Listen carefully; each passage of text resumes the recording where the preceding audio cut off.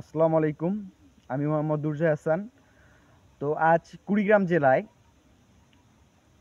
20 থেকে 21 degree Celsius তাপমাত্রা। তো আমার পিছনে দেখতেই পাচ্ছেন কত কুয়াশা, এবং আমি কথা বলছি এটাও কুয়াশা বের হচ্ছে। কথা হচ্ছে যে এই ঠান্ডায় যে অনেকের শীতবস্ত্র নাই, আমার আছে। আপনারা যারা আহ, টাকা পয়সা আছে, এইভাবে বলবো না, যাদের সামর্থ্য আছে তারা কিনতে পারে, আর যার সামর্থ্য নাই সে কিনতে পারে না।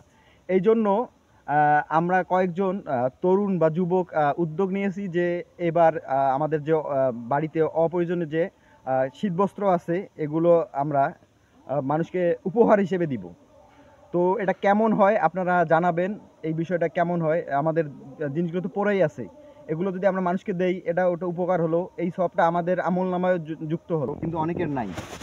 যাদের নাই এই জন্য আমরা একটা প্ল্যান করছি যে আমরা আপনাদের যেমন পুরাতন যে বস্ত্রগুলো আছে অপ্রয়োজনীয়, এগুলো আমরা কালেক্ট করে আমরা যাদের শীতবস্ত্র নাই, টাকার অভাবে কিনতে পারতেছে না, আবার দ্রব্যমূল্যের ঊর্ধ্বগতি, এই জন্য আমরা চাচ্ছি পুরাতন কাপড়গুলো সংগ্রহ করে, আমার বাড়িতে আছে আপনার বাড়িতে আছে, এগুলো যদি আমরা একত্রে করে মানুষকে দান করি, অবশ্যই এটা ভালো হবে।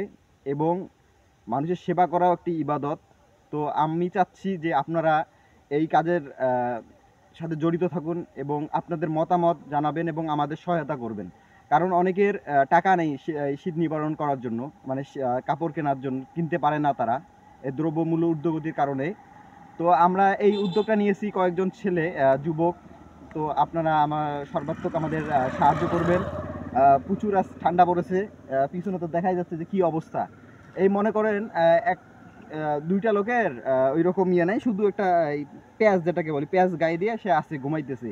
আর আপনি আমি আহ, বড় যে বিদেশি যে কম্বল নিয়ে গায়ে ঘুমাইতেছি, তাহলে চিন্তাও করেন তারা কত কষ্টে আছে আর আপনি আমি কত আরামে আছি। আমাদের অনেক কাপড় চোপড় অপ্রয়োজনীয় থাকে, এগুলো আমরা যদি কালেক্ট করি তাহলে বিষয়টা ভালো হয়, মানুষের উপকার হলো। আমার কাপড় চোপড়ও অন্যজন পরলো, সে পরলো, তা ওখানে কিন্তু একটা সব আপনার এখানে যোগ হবে আপনার আমল নামায়। তো এটা করা যায় কিনা আপনারা বলবেন। ধন্যবাদ। আসসালামু আলাইকুম।